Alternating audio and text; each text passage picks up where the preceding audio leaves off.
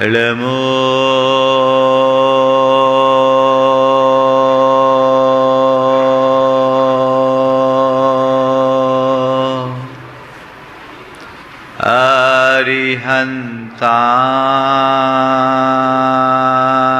अरिहन्ताणं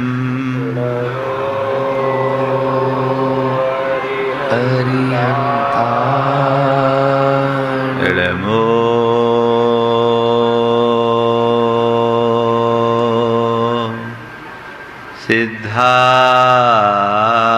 सिद्धारणं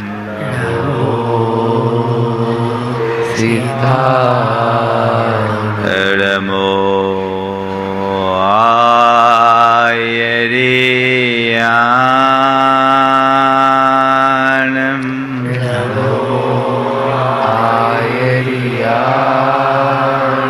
नमो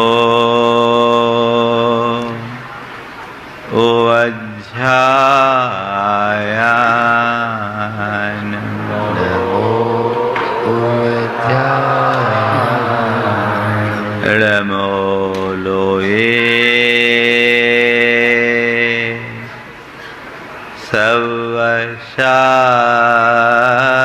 सवशाहुनं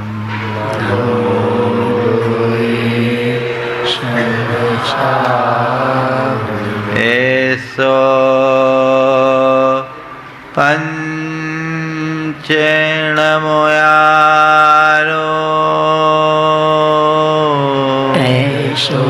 पंचनमोयारो सवपावपनाशिनो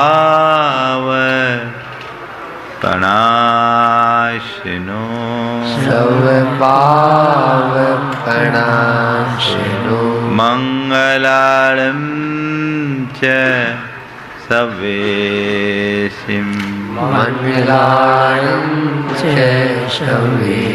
पठेमं होय मंगलम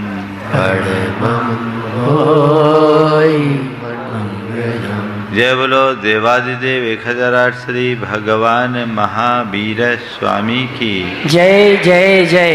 अहिंसा परमो धर्म की जय जय जय। परम पूज आचार्य गुरुवर श्री विद्यासागर जी महाराज की जय जय जय। नवाचार्य श्री समय सागर जी महाराज की, गुणायतन प्रेता मुनि श्री प्रमाण सागर जी महाराज की, मुनि श्री निर्वेक सागर जी संधान सागर जी महाराज की। नमोस्तु गुरुवर नमोस्तु। आज आप सब लोग बड़े हर्षित हैं।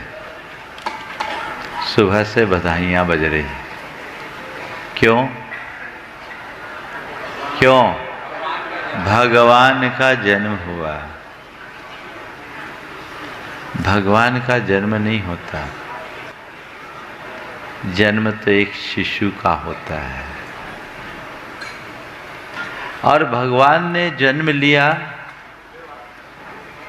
तो उसी रीति से लिया जिस रीति से हम आप लेते हैं। वो भी 9 महीने तक माँ के पेट में रहे और उनकी प्रसूति हुई। अगर हम इस दृष्टि से देखें तो हम में और उनमें कोई अंतर नहीं। जन्म सबका समान होता है, लेकिन जीवन सबका एक सा नहीं होता। आज जिन्हें हम भगवान की तरह पूजते हैं, वह उनके जन्म के कारण नहीं, वह उनके जीवन के कारण पूजते हैं।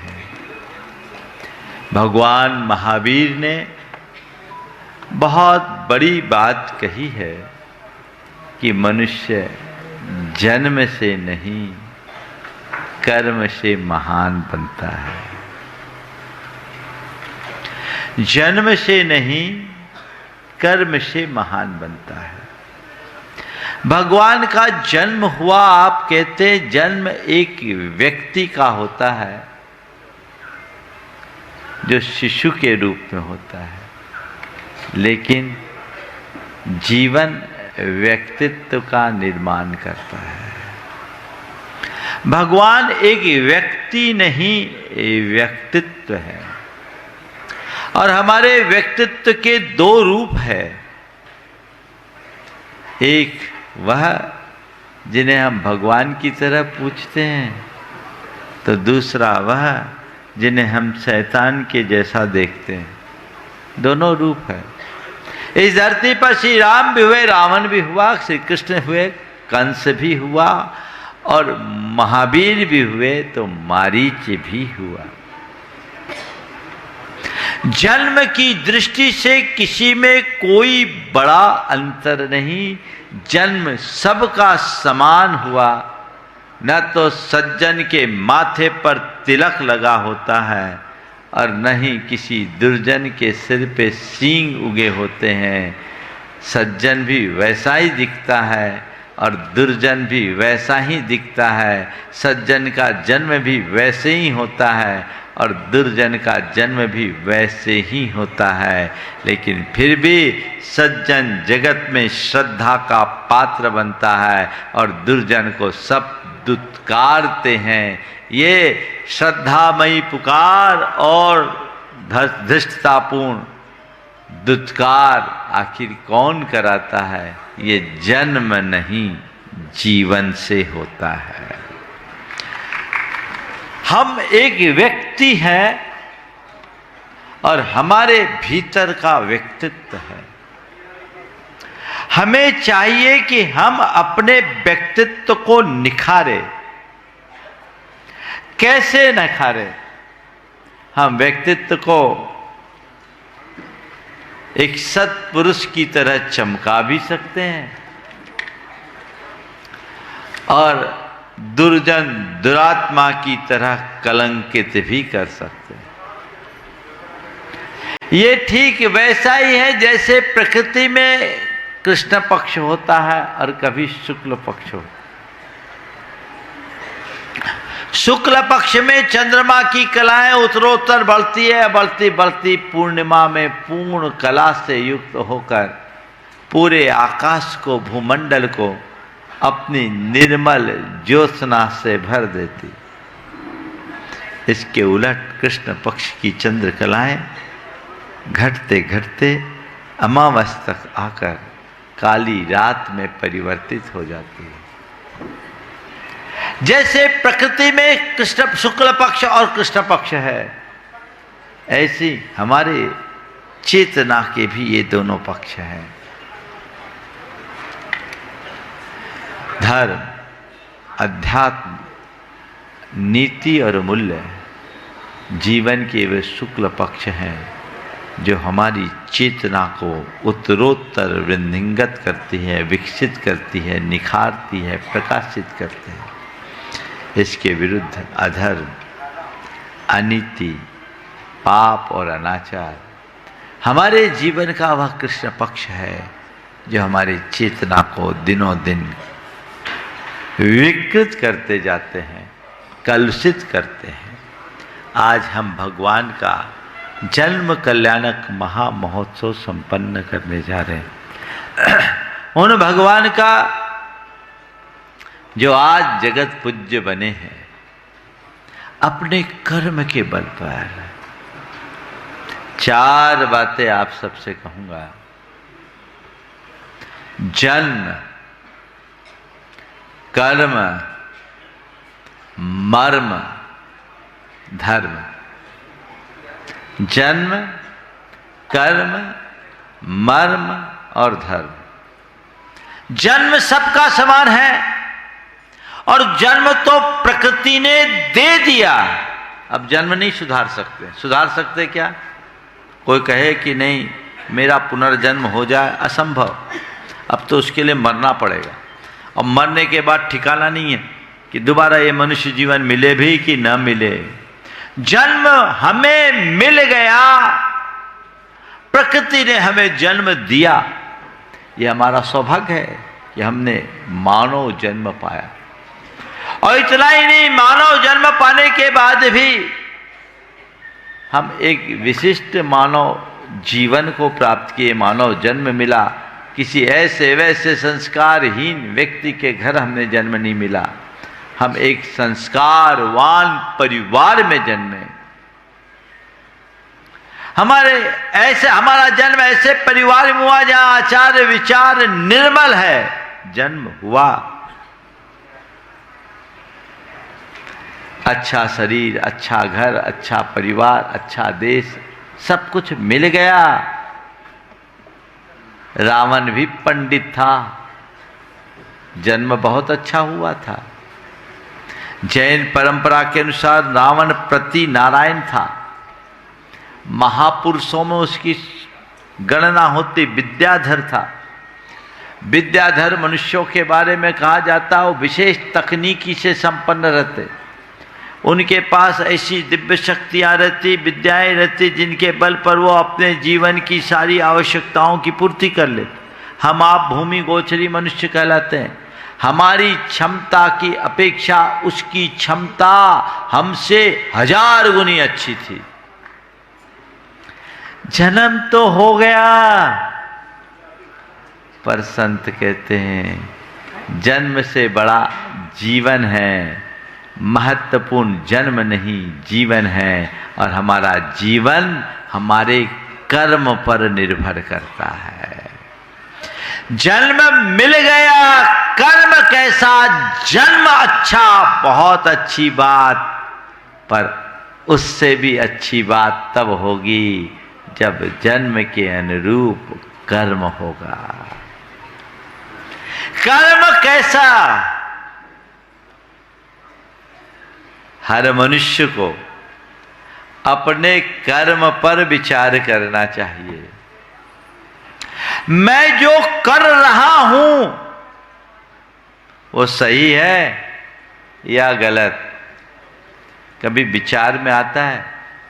बहुत सारे मनुष्य हैं जो सत्ता, संपत्ति, शक्ति और संसाधन पाकर अभिमान में भरते हैं, औरों को सताते हैं, परेशान करते हैं। और कुछ लोग ऐसे हैं जो इन सब को पाकर उदारता से भरते हैं, सेवा और परोपकार में लगते हैं। दोनों तरह के लोग हमारे आंखों के सामने उभर जाएंगे। आप अपनी आंखों को बंद कीजिए, दोनों लोग दिखेंगे, और हो सकता है आपको खुद का भी दोनों रूप दिखेगा। आप बताइए, विचार कीजिए, कौन सा रूप अच्छा है? पहले वाला या बाद वाला? दुरुपयोग करने वाला या सदुपयोग करने वाला? अगर सदुपयोग है तो मेरे कर्म अच्छे हैं, और दुरुपयोग है तो कर्म बुरे हैं। अच्छे का फल अच्छा होता है और बुरे का फल बुरा होता है। हमारे देश में 2 लोगों ने धन पाया। रावण ने सोना पाया, धन पाया, संपत्ति पाई, उसने सोने की लंका बनाई। और भरत चक्रवर्ती, जैन परंपरा के अनुसार युग के आदि चक्रवर्ती भरत, जिसके नाम से इस देश का नाम भारत पड़ा, अपार वैभव था। रावण तो अर्धचक्री था, भरत चक्रवर्ती पूर्ण चक्रवर्ती थे। 6 खंड पर उनका एक छत्राधिपत्य साम्राज्य था। लेकिन भरत चक्रवर्ती ने वैभव पाया, उसने सोने का मंदिर बनाया, और रावण ने वैभव बनाया, वो सोने का लंका बनाया। नतीजा क्या निकला? भरत चक्रवर्ती का वैभव मंदिर में लगा, मंदिर आज भी शाश्वत कैलाश में विराजमान है, और रावण की लंका धू धू करके जल गई। आज भरत के नाम से देश का नाम भारत पड़ा, लेकिन रावण का तो कोई नाम भी लेना नहीं चाहता। यह अंतर किस कारण? कर्म के कारण। कभी आप विचारते हो मेरे कर्म कैसे? हालांकि बुरा से बुरा इंसान भी अपने आप को बहुत अच्छा मानता है।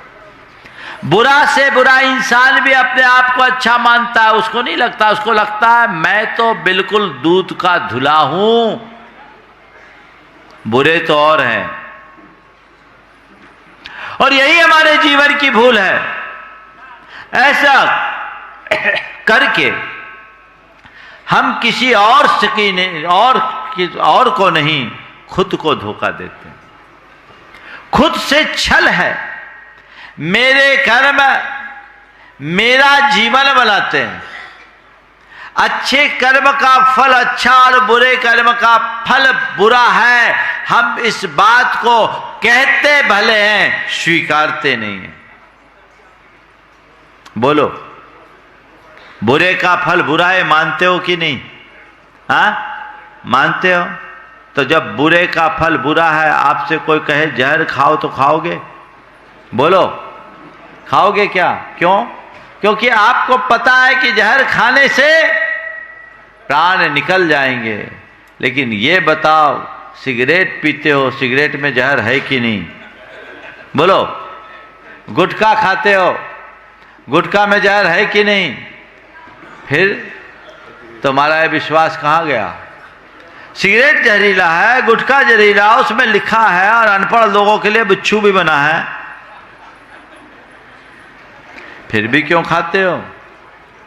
मतलब समझ गए?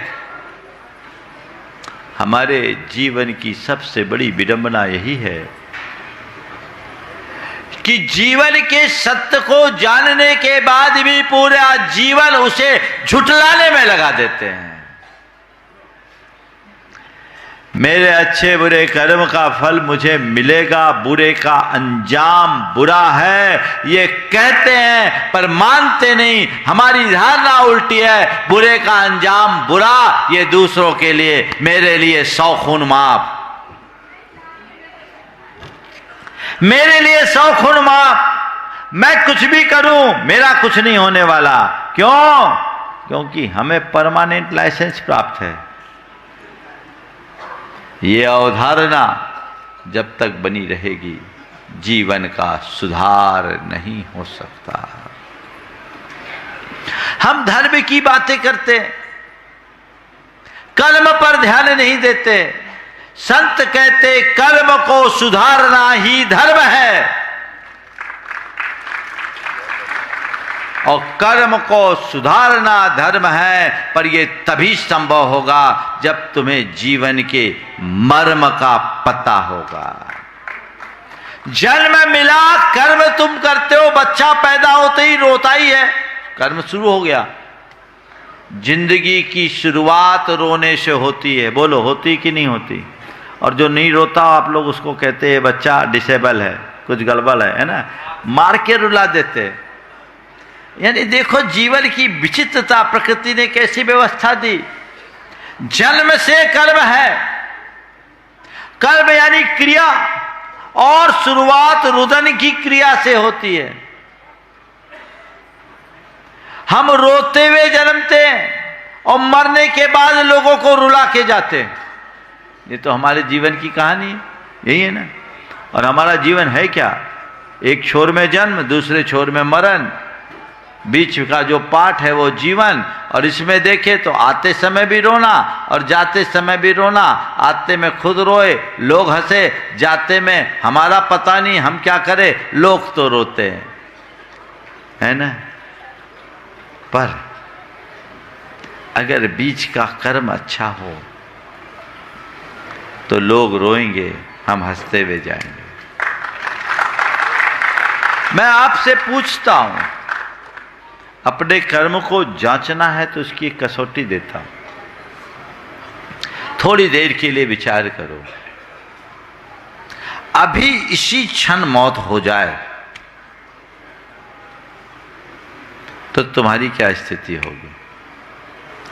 तसल्ली से जाओगे?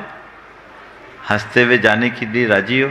हाँ, मौत गई, चलो मेरा चैप्टर क्लोज, पर मुझे कोई चिंता नहीं क्योंकि मैंने जीवन भर में बहुत अच्छा किया है। ऐसी फीलिंग होगी क्या? शायद नहीं। ये इस बात का प्रमाण है कि हमारी जिंदगी अच्छी नहीं। मैं सबसे प्रायः बोलता हूं,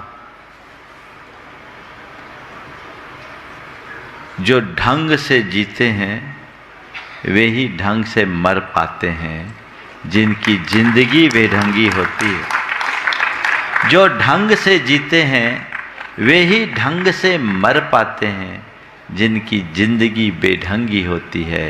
उनकी मौत भी बेढंगी होती है। ढंग से जिए, अपने कर्म को सुधारे, और कर्म को तभी सुधार पाएंगे जब मेरी दृष्टि मेरे कर्म पर होगी। मेरी करनी कैसी है? आज हर कोई आवरण ओढ़े होता है और अंदर जैसा होना चाहिए वैसा नहीं कर पाते। अच्छे अच्छे धार्मिक लोग भी आवरण धर्म का ओढ़े, समाज में एक बड़े धर्मात्मा के रूप में अपनी पहचान बनाए हैं, लेकिन अंदर खोखले। एक बार की बात, मैंने प्रवचन दिया, मेरे प्रवचन का विषय था जैसी करनी वैसी भरनी। प्रवचन थोड़ा ज्यादा भावनात्मक हो गया था। एक सज्जन मेरे पीछे पीछे आगे, मंच का संचालन वही कर रहे थे, समाज के बड़े नामी गिरामी व्यक्ति थे, बहुत अच्छे प्रवक्ता भी थे। आए, दरवाजा बंद किया, चरणों में सिर रखे और फूट फूट के रोने लगे। फूट फूट के रोने लगे। बोले महाराज, आज मेरा हृदय मुझे कचोट रहा है। मुझे लगा कि आपके एक एक शब्द सीधे मेरे भीतर उतर रहे हैं। महाराज, आपने हिला दिया और मैं आपसे क्या बताऊं महाराज, मैं अब तक आप लोगों के सामने जैसा दिखता वैसा मैं था नहीं, वैसा मैं हूं नहीं। मेरी आत्मा मुझे झकझोर रही है कि तू किसके साथ, खुद के साथ कितना बड़ा धोखा और छल किया। महाराज, हाई सोसाइटी के नाम पर मैंने हर वह काम किया जो एक जैन को नहीं करना चाहिए। महाराज जी, आप लोगों के बीच जब आता हूँ तो सब लोग हमें बहुत आदर और सम्मान देते हैं, लेकिन जब हम अपनी सोसाइटी, हाई प्रोफाइल व्यक्ति थे, अपनी सोसाइटी में जाते हैं तो अपना असली रूप रहता। महाराज जी, आज मुझे लग रहा है कि मैंने अपने आप के साथ कितना बड़ा छल किया। मैंने देखा कि आदमी भींगा हुआ है, अब इस समय से ज़्यादा उपदेश की आवश्यकता नहीं। मैंने उनसे केवल इतना ही कहा, सुबह का भूला यदि शाम को घर लौट आए तो भूला नहीं कहलाता। जब जागो तभी सवेरा। अब बीती हुई बातों को भूल जाओ, आगे की बात को संभालने का प्रयास करो, संकल्प लो। उन्होंने कहा, महाराज, आज से मैं अपनी सभी बुराइयों का त्याग करता हूँ। आज से मैं अपनी सभी बुराइयों का त्याग करता हूँ। उस व्यक्ति का कुछ पुण्योदय आया, बुद्धि पलटी, बुराइयाँ छोड़ा, प्रायश्चित भी लिया। संयोग कुछ ऐसा था, करीब 15-20 दिन बाद ही अचानक दिल का दौरा पड़ा। 65 साल की उम्र में इस दुनिया से चले गए, लेकिन वो आदमी का भवितव्य अच्छा था, सुधर करके गया। मैं आपसे कहता हूं, जन्म मिल गया, इस साधारण जन्म को असाधारण बनाना चाहते हो तो कर्म पर ध्यान दो। अपने कर्म को देखो कि मेरे कर्म कैसे हैं, और कर्म पर ध्यान देने के लिए मर्म को पहचानो, जीवन का मर्म जानो। ये बाहर का जो दिख रहा है ना, ये तो ऊपर का चोला है। असली मैं एक आत्मा हूं, और ये जीवन की बड़ी सच्चाई है कि मेरे कर्मों का मेरी आत्मा से गहरा संबंध है। बाकी सारे संबंध छूट सकते हैं, कर्म का संबंध अटूट है। अच्छी बुरी करनी का फल मुझे भोगना ही पड़ता है ये जीवन का मर्म।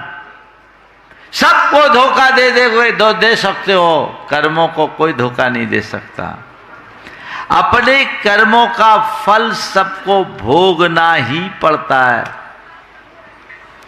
मर्म को जान लोगे तो धर्म से अपने आप रुचि जग जाएगी।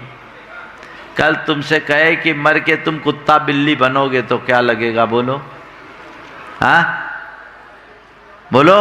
अरे महाराज कैसा आशीर्वाद दे रहे हो आप। हाँ, हम कहा हमारे आशीर्वाद से तुम्हारी जिंदगी सुधर जाए तो मैं तो कहता हूं सब देवता बन जाओ। और एक बात बोलूं, हमें वचन सिद्धि है। हाँ बिल्कुल, ताली तो बजा दो। हमें वचन सिद्धि है। मैं कहता हूं सब देवता बन जाओ, और जो जो मेरी बात को मान लेगा सब देवता बन जाएगा।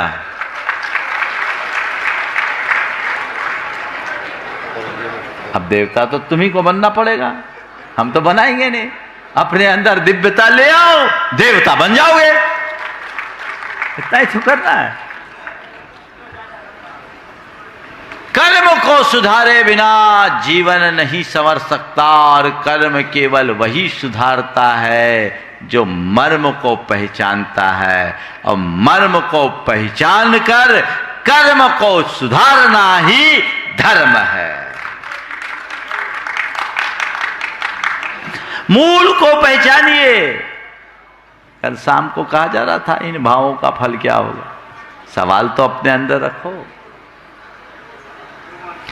हम लोग तो बेभान रहते हैं। मैं आपसे पूछता हूं, आपसे कोई अपराध करने के लिए कहा जाए, करोगे क्या? क्यों? महाराज अपराध करना किसी भी सभ्य नागरिक के लिए योग्य नहीं है। अपराध करूंगा, सजा का भागीदार बनूंगा, सजा का पात्र बनूंगा, हमारी प्रतिष्ठा धूमिल होगी, छवि खराब होगी। इसलिए आप अपराध करने से बचते हो, क्योंकि आपको ये पता है कि भारतीय न्याय संहिता, अब तो दंड संहिता खत्म हो गई, न्याय संहिता के तहत अपराध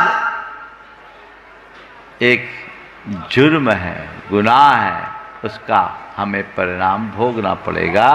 आप ये मानकर अपराध से बचते हो। पाप से क्यों नहीं बचते? पाप करने से क्यों नहीं डरते? क्यों? क्या आपको लगता पाप करेंगे फल थोड़ी मिलेगा? कर लो। अपराध से डरते हो क्योंकि आपको अपराध का फल दिखता है। जिस दिन पाप का फल दिखने लगेगा, पाप से भी डरने लगोगे, और जब तक पाप से डरोगे नहीं, पाप से बचोगे भी नहीं। मन में पाप का डर होना चाहिए।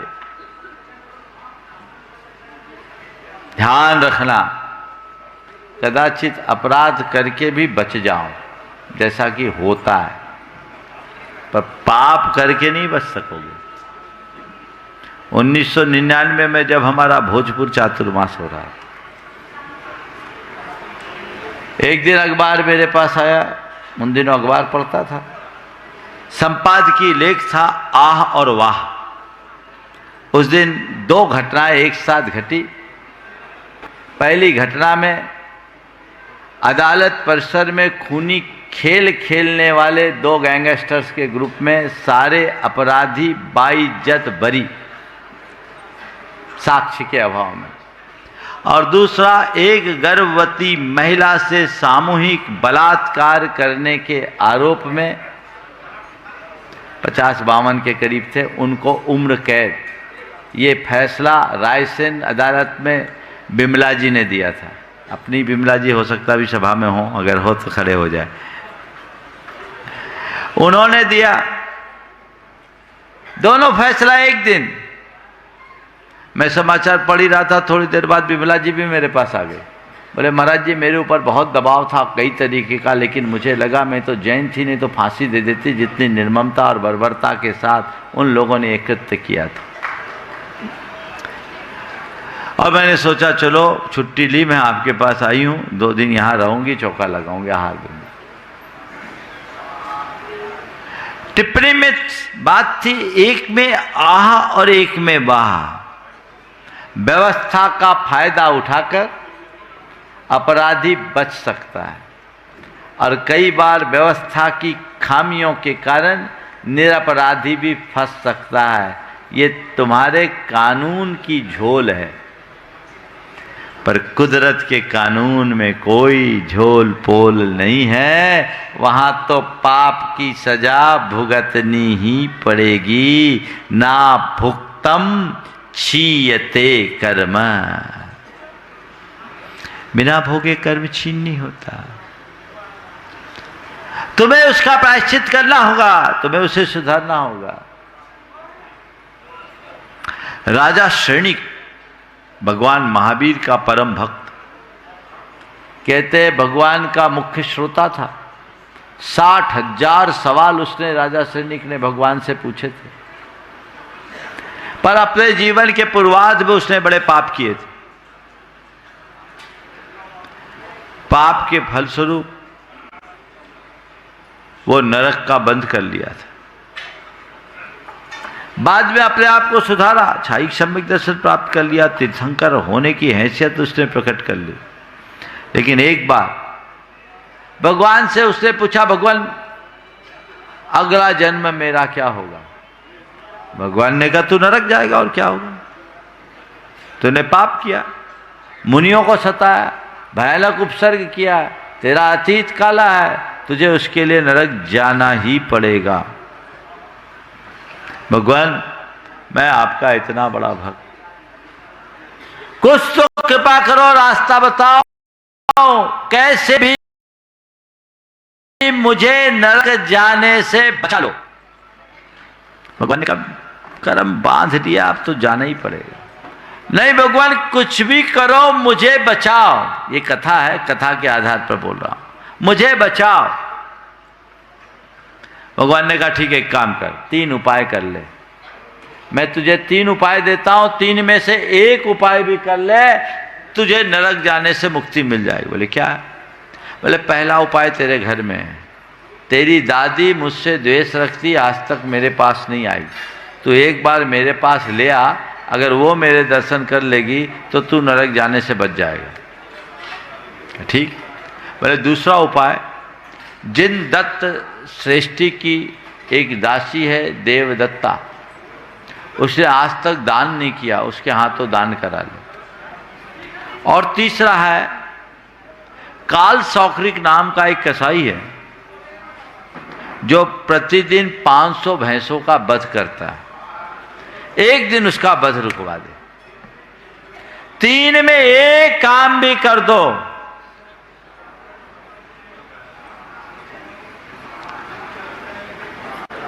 तू नरक जाने से बच जाएगा।